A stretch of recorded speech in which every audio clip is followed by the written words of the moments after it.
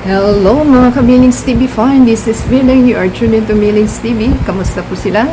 Tayo po may share at tayo po on the part 2 ng ating hauling at hindi po natin natapos yung isa. So, yan po ang ating gagawin for today. So, i-check po natin.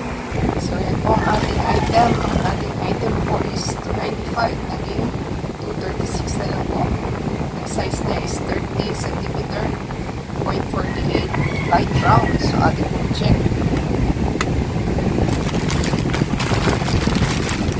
Ayan. Light brown daw po ang ating item. Pwede pong sura niya. Ayan po ang kabila. So, ito po ay may plastic. Meron siyang box. Wala lang po siyang wala siyang net. Cover na po ang net. Pero yung net for the hair, wala siya. So, ganyan pong itsura. Meron po siyang net. So, ito po yung net na mag-cover sa inyong wig for the hair. So, meron po siya paper support. Ito po siya. So, wala rin siyang lace. So, I thought may lace siya dahil yung itakapon natin is yung lace. So, meron naman po siyang adjustment sa loob. So, bago nyo po ilagay is tawag nyo, kailangan po yung i-hook yung adjustment sa likod. So, ganyan po siya. Yan po ang kanyang adjustment. Hair lang po siya. Pasensya na kayo sa tilao na lintik na manok na yan. Nakakaalam po siya, nakaka-distract. So, ayan lang po yung gagawin. Pero bakit? Bakit parang ganito? So, bob wig po ang ating item. So, bob wig. Bob style po ito. So, kailangan i-adjust mo nila para po hindi siya maluwag at sakto sa inyong ulo. So, natatanggal siya. So, kailangan isukat mo nila. Ito try kung okay itong ating nabili. So, kailangan kung gumamit kayo ng inyong net. So, ito pong nabili natin is walang net, wala rin brush, kaya pupura lang siya. So, gagawin niyo po is ito. Pagdalhin po natin ang ating clip, di natin natanggal. Dapat po walang clip, hair lang. So, isang hair tayo.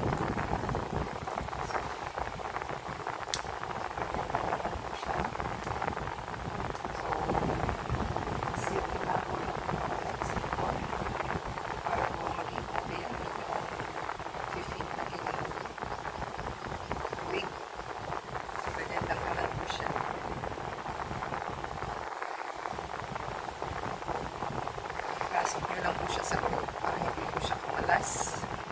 At ang ating hair, itong ating hair is bob cut.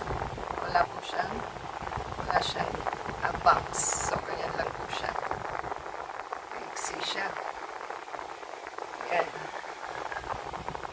So, light brown lang po ito. At the same time, ang alam ko po is may lace. Wala siyang lace. So, bakit kaya gano'n ang nila? Kailangan is, nyo lang po sa likod. Nyo lang po siya sa ilalim. Saka nyo po siya ikitin. Parang maliit siya. So, ganyan lang po siya. So, ayan po ang ating bob cut na wig. So, ganyan po siya. Masyadong maiksit. Bangkad talaga na maiksi na So, ang style ho niya is pahabang ganon. So, yan pong itsura ng ating wig. So, okay na po ba? Maganda po ba? Comment down below po. Ganyan pong itsura ng ating kasi nasa harap natin ang ating salamin. So, ayan. So, pwede na po natin kunin siguro ito. So, ano po ang tingin nyo sa ating item? Kasi parang siya, hindi even yung pagkakahaba niya. Parang mahaba itong isa. Doon sa isa. Same time yung kanyang scalp. Ay, nako. Choosy po tayo sa ating hindi natin nagustuhan. So, give us a thumbs up po, comment down below. At hindi na naman tayo makamove on sa ating na-holding. So, kung gusto po nila, kayo na po humusga, parang hindi po siya pantay. Parang masahaba itong nakapaling na ito. So, ganyan po ang ating item. So, ano po sa palagay ninyo? Comment down below po. Parang hindi siya even yung haba niya eh. Parang, ewan ko. Parang mas mahaba siya. So, ganyan po ang ating item. Ang lace po kasi, pag may lace siya, pwede mo siyang i-part. So, hindi ito pala ganun. So, mali rin po yung profiling ng kanilang page. So, try po natin kausapin ang ating customer service. So, ganyan po ang itsura ng ating item. Yan. So, ganyan po ang ating item. Okay, sana yung iksi niya dahil hindi siya, so, kayo na lang po ang humusga kung gusto niyo ba o hindi. Kailangan po hindi nakikita yung inyong net.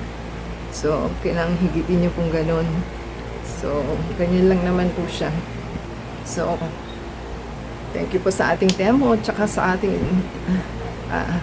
supplier, tsaka ating delivery guys. So, kakausapin natin customer service kung paano po ba. So, until next time po. God bless everyone.